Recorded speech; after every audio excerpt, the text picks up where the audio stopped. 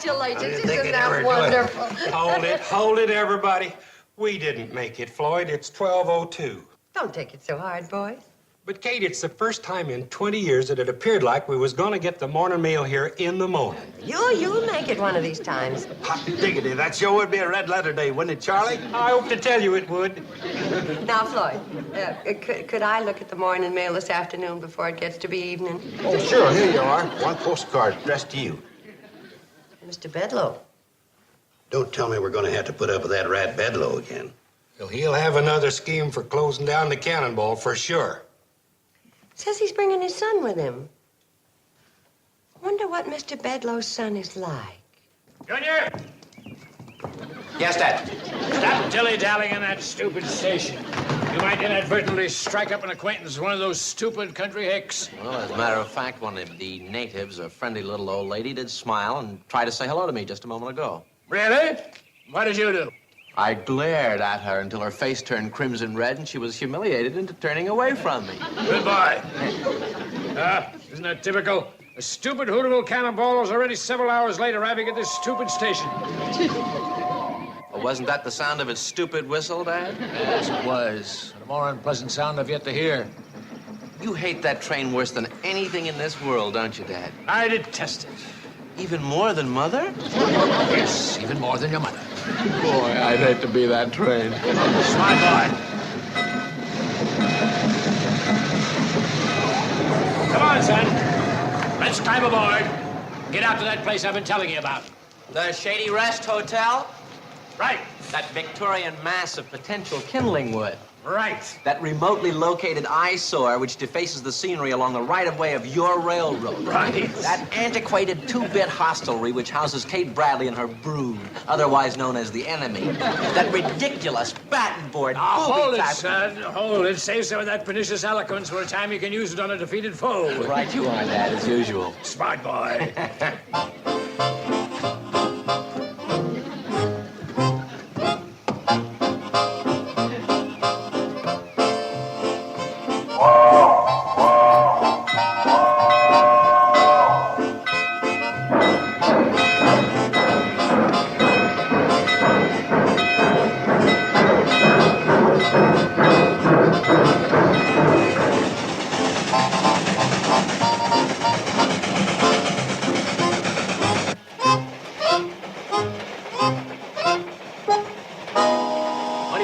Around here, son. It's very pretty. Look again. A quick glance and it looks pretty, but when you give it a good look, it's nothing. Don't you ever forget it. See in life, my boy, not what's there, but what you want to see. Dad, you are the greatest. Thank you, son. You're probably the most ruthless man since Ivan the Terrible. Oh, I wouldn't go that far, but I'm always in there pitching. I bet you are, and I can't wait to see you tear into this Kate Bradley and the other rubes around here. Now, hold on, son, hold on. That isn't the way I operate. What? Oh, now look, Dad, you said I'd see you in action, that you'd chop up these people once and for all. You said you'd bring them to their knees and make them suffer. You promised me this trip was gonna be fun. It will be, my boy. It will be. Just that you have to learn some of the facts of life first. Great. It's about time. Not that kind. I want you to be a success by putting into practice all those devious and unscrupulous tactics I taught you. But I've already put some of them into practice, Dad. Remember, I was the most hated boy in my whole college. Well, that's kid stuff, minor league. Now you're ready to tackle the wonderful world of adults. I'm so excited I can't wait to start. Be patient, my boy, and follow my example. In life, do anything to win. Plead, crawl, try, or lie, but don't actually ever cheat anybody. That is, unless you're sure you can get away with it. I know what you mean, Dad. Even in the game of golf, I'd rather play with a sore loser than a good winner any day. Save yourself years of trouble and don't waste time being a nice guy. Start out mean. It's a big shortcut. Oh, Dad, that's great advice. What's your plan of attack, Dad? The new Homer Bedloe. Oh, not the old, mean railroad executive, but Homer Bedloe, the loving father and friend. That'll get her. Beautiful, Dad, beautiful. Thank you, son. I've given this scheme a lot of thought, and I'm rather proud of it. I'm going to hit Kate Bradley with so many paternal platitudes she thinks she met the father of the year. Dad. What is it, son? May I say that I'm proud to be your son? Sure, son. Say it. Go ahead, say it. I am, sir. I'm proud. Oh, you're a chip off the old block, boy. You're all right, son. You're all right.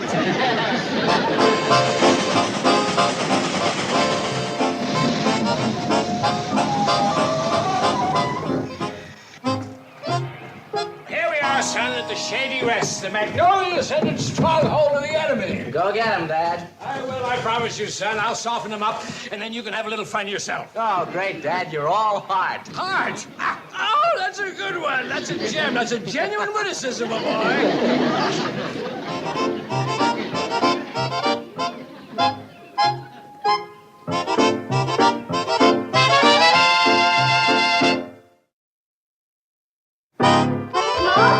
Mr. Bedloe's arrived. He and his son are coming up the hill. That only means one thing, double trouble in 2 pair of pants. Don't worry, Kate. I've handled Bedloe before, and I can do it again. His bringing his son along just gives me a bigger challenge. Thanks, champ. Don't mention it, Kate. That's what I'm here for, is to look after you and the girls. Mom, did you say Mr. Bedloe's on his way up the hill? And his son. Oh, is he cute? Oh. Well, he looks like he's about 24 in the college type. Well, looks like maybe having Mr. Bedloe here this time could present an entirely different... I said he looks like the college type. Also, he looks just like his father. You can't be serious. Sorry, chum, but that's the hair-raising truth. Bedloe's son is a genuine juvenile duplication of his hawk-faced, grumpy, mean old father. Is that a fact? I'll go along with everything you say about me, young lady. But I don't think it applies to my son here. Most people say he favors his mother. Bless her dear, sweet, and gentle heart. Gee, Mr. Bedloe, I'm sorry. I didn't know you were standing there. Obviously. Now, Mrs. Bradley and Mr. Carson, and you, young Bradley sisters, allow me to present my son, Homer Bedloe, Jr. Oh, hi. Oh, it's good to be back. It's been a long time.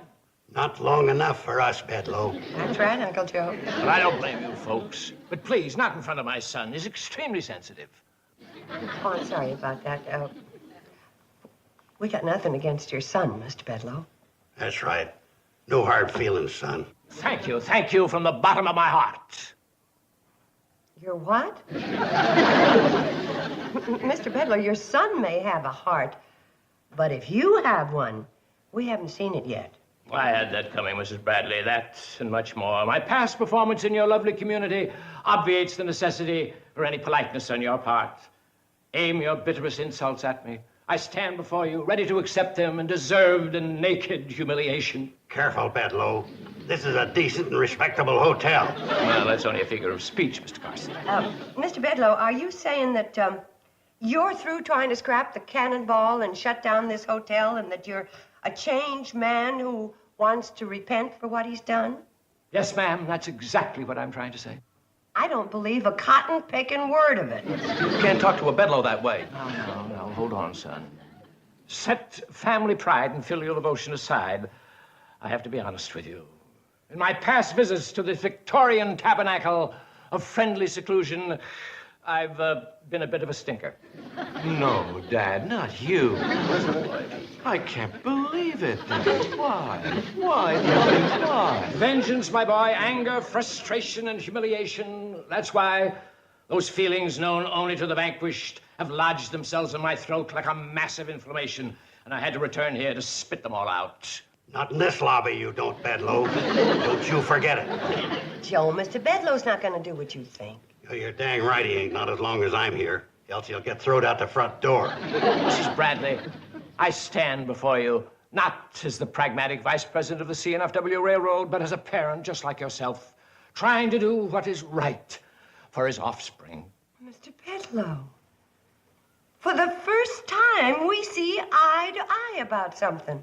Well, Mrs. Bradley, Jr. has spent most of his life with me, and I brought him down here in the hope that he might fall under the warm and soft influence of you and your charming daughters. It's time he was exposed to the opposite sex. That does it, Bedloe. Out you go. Joe, control yourself. What's the matter with you, Kate?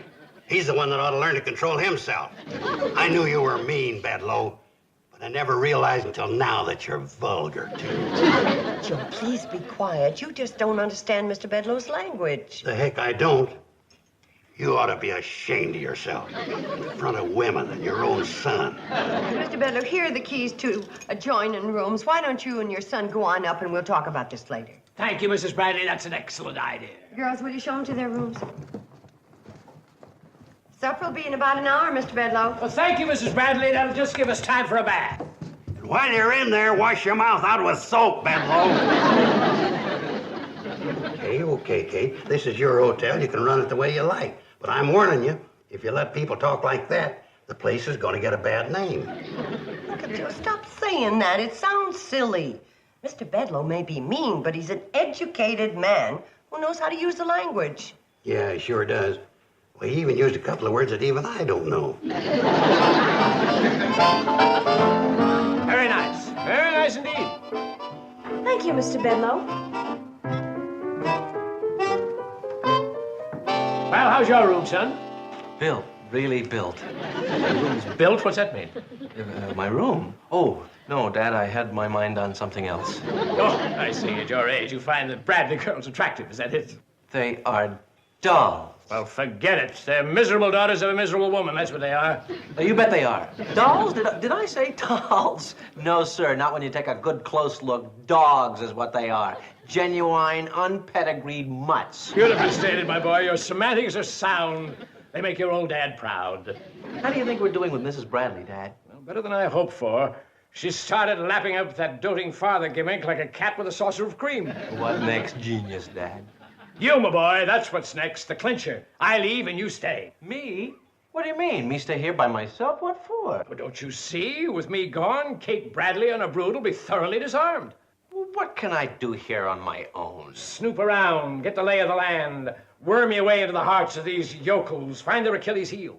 Okay, Dad, I'll give it the old college try. With your reputation as the meanest Yale graduate in human memory, it's good enough for me. Dad, you inspire me with confidence. You make me feel like I'm even more than a son to you. My boy, if a father can't inspire his own flesh and blood with a sense of purpose and dedication, I ask you, what good is he? Nothing, Dad. A big, fat nothing. And you are the greatest. An absolute genius. Ah, knock it off, boy. I'm not a genius. Brilliant, perhaps, but not yet a genius. You know, I always figured Mr. Bedloe was too mean to have a son. Oh, Bedloe's a changed man. I reckon spending so much time here with decent folks has finally rubbed off on him. Yeah, maybe so. Now all we gotta do is straighten out that cussing problem of his, and he'll be perfect. So,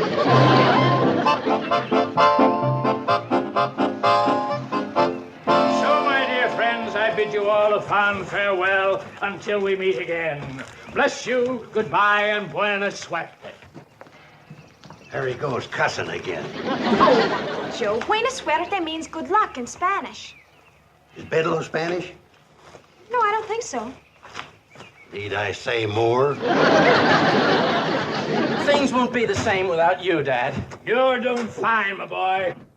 You've trained for this for months. It's time you spread your wings and swoop down on a few pigeons. I'm a little scared. Well, that's only natural. The first time I outsmarted and crushed an opponent, I felt the same way. When it was all over, I had tears in my eyes. From crying? Not you, Dad. From laughing, and of course not me. Oh, that's good. I'm relieved. Now I'll be so happy back at the office, knowing that you're here, plotting to destroy this train and the Bradley clan every waking moment. Dad, even when I sleep, I dream mean. That's my boy.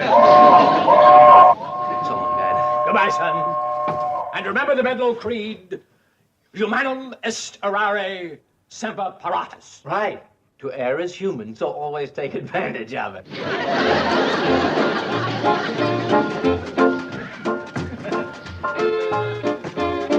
Bye, Dad. Bye-bye, Dad. My dad is leaving.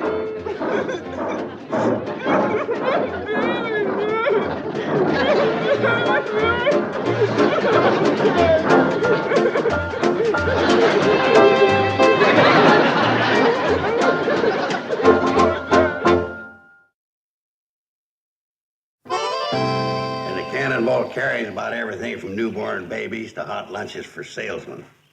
I guess at one time or another, Charlie and Floyd's turned that train into just about everything under the sun. Sort of a traveling restaurant, hospital, and come what may without a license, you might say. Yeah, the folks around here don't care much for red tape, or them legal technicalities. Is that a fact? Interesting, Mr. Carson. Extremely interesting. Yeah, I guess it is if you say so, Junior. I still don't think writing a book about things around here is going to make you any money. Well, there's more to life than money, Mr. Carson. There's the gratification one feels when one accomplishes something important. I'd call it a feeling of cerebral passion. You're going to have to cut that kind of talk out, son. What kind of talk? What do you mean? You've been hanging around with that old man of yours too long, my boy. Yes, but... Now, you take my advice and forget about that kind of language. There ain't a publisher in the country will put any of them words in print, believe me. Really, Mr. Carson, there's nothing wrong with... Now, don't try to sell me on your city ways. If you're going to put things like that in writing, put them down so decent people can read them.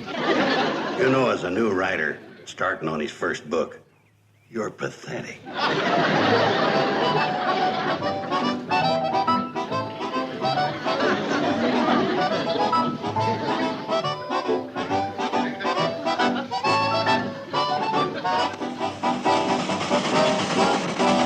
And you say that you haven't had a visit from anyone with the ICC that you can remember? Well, not that we can recall, right, Floyd? That's right. Matter of fact, I can't even recall what ICC means. Those initials stand for Interstate Commerce Commission. That's the federal agency which controls the licensing of commercial vehicles. Is that a fact? Boy, you two are incredibly naive. How's that, son? What I mean to say is that you're incredibly neat and precise, the way you run this train. You ought to see how nice our uniforms look when it ain't a fishing day. You mean you're going to stop this train and go fishing? Yep. We're almost to Morgan Creek Trestle. We'll be wetting the line in 5 minutes. Stop a train to go fishing? Why? I don't get it. Because it's fun. Fun? You gotta be kidding. Ain't you never fished, son? Of course not. Then you're about to sample one of the great joys of life, Junior. Fishing's good for the soul. That's funny.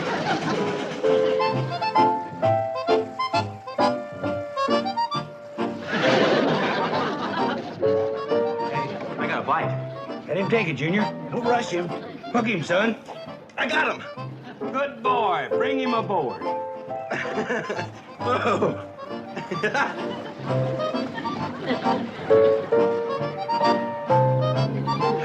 Hey, I got a fish. How about that? This is fun. I hope to tell you it is. What'll I do with him? Throw him back in. Well, why should I do that? So you can come back again with us tomorrow and catch him again.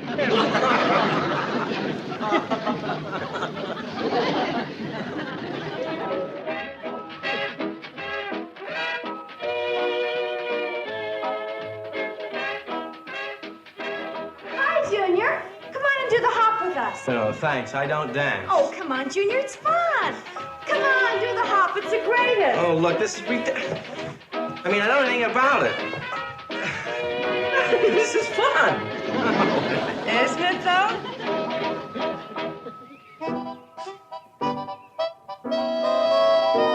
Morning, Junior. Morning, Mrs. Bradley. How you getting along? Pretty good, thanks. Could I talk to you about something, please? Well, sure you can. What's on your mind? It's something you're not going to like to hear. In fact, I think you're going to hate it. Well, let me decide for myself, huh? I've been lying to you. Why, Junior, I'm surprised at you. What lies have you been telling? So many, I hardly know where to begin. And my dad, he's been lying to you, too. Well, that doesn't surprise me in the least. He's old and set in his lying ways, but there's hope for you, Junior. Want to tell me about it? My dad and I came here to destroy that stupid train. I mean the cannonball. And this hotel and everybody in this stupid valley. I mean valley. You'll have to excuse me. I'm having quite a struggle telling you about this. I know you are. But just don't be upset. Everything's going to be fine. I'm not used to the sickening emotion that's overwhelming me. What emotion's that? I think it's called Honesty. Yeah, that can be a tough one to handle, depending on the way you think. But the point is, Mrs. Bradley, you and your daughters and Uncle Joe and Charlie and Floyd have all been so kind to me, and the stupid part about it is none of you seem to want anything from me at all. That's right, we don't. But why? I don't get it. You're all so nice and friendly and kind, and for no darn stupid reason at all. Do we have to have a reason? I know. You're all sick. That's it, isn't it? You've got some kind of a community neurosis. That's it, isn't it? No, it isn't. As a matter of fact, we all feel fine. You do? Boy, I'm really confused. Well, why don't you stop trying to understand it and just enjoy it? That's what we all do around here. That's what I've discovered. You know, a fellow could get used to a life like this. Well, of course he could. And you're just a fella. Thanks, Mrs. Bradley. Thank you very much. You know what I'm gonna do? I'm gonna shoot a wire to my dad and tell him I found the answer to his problem. I'm gonna get him here right away so he can straighten himself out, too.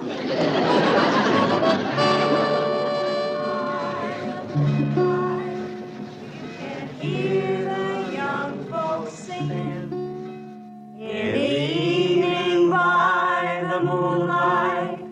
You can hear those banjos ringing.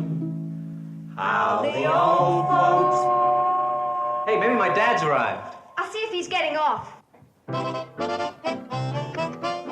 Any sign of him? Yep, he's coming up the hill, lickety-split. My boy, you did it! I knew you could! Tell them, son. Tell them how we pulled it off. Tell them how you're going to bring them to their knees in front of your father as he enjoys this moment of supreme retribution. Bedloe, you've been back 10 seconds and you're starting up again. Now, you watch your language, and I ain't kidding. Okay, son, what's the news? What's your answer for settling this problem once and for all? By not pretending to be nice anymore. Naturally, there's no use for pretense now. And the answer? Honesty, Dad. Plain, simple, undisguised honesty and truth. Beautiful, son. Absolutely beautiful. We'll hit these yokels with honesty and truth, and then we'll close down the cannonball in this hotel, and the stupid people of this valley will... What? Did you say what I thought you said? Yes, sir, I did. No, it can't be. They've ruined you. That's what they've done. No, Dad, they've given me a new look at life, an honest one, and I like it. Oh, stop talking like that. It's disgusting. Dad, it can happen to you, too. Will you shut up, you fiends? You brainwashed this poor boy. I'm taking you back to the city right now. No, sir, I don't want to go. You're going to have to see a psychiatrist first thing in the morning. I don't like her. I hate her. I don't ever want to see that woman again. Well, you're going to go, and that's that. Goodbye, Mrs. Bradley. Goodbye, Uncle Joe. Goodbye, girls. We sure will miss you. We will, Junior. Hurry back, dear. You bet I will. Not on your life. Now, stop doing that, you fool. You look like a nice guy. It's repulsive. Poor Junior. He had to have Mr. Bedloe for a father. I don't think Bedloe will ever let that boy come back here again. Oh, I wouldn't worry, Uncle Joe. That nice boy will be back, I'm sure of it. As far as I'm concerned, I don't care if we never see either one of the two of them again. Them's two of the most foul-mouthed men I've ever met in my life.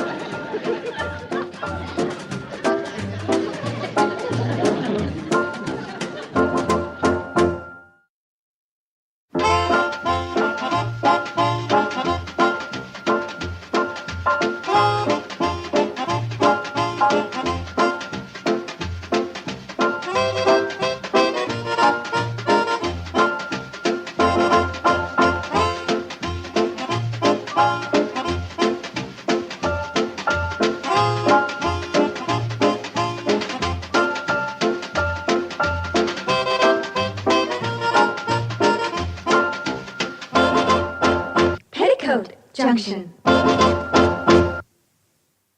This has been a Filmways presentation.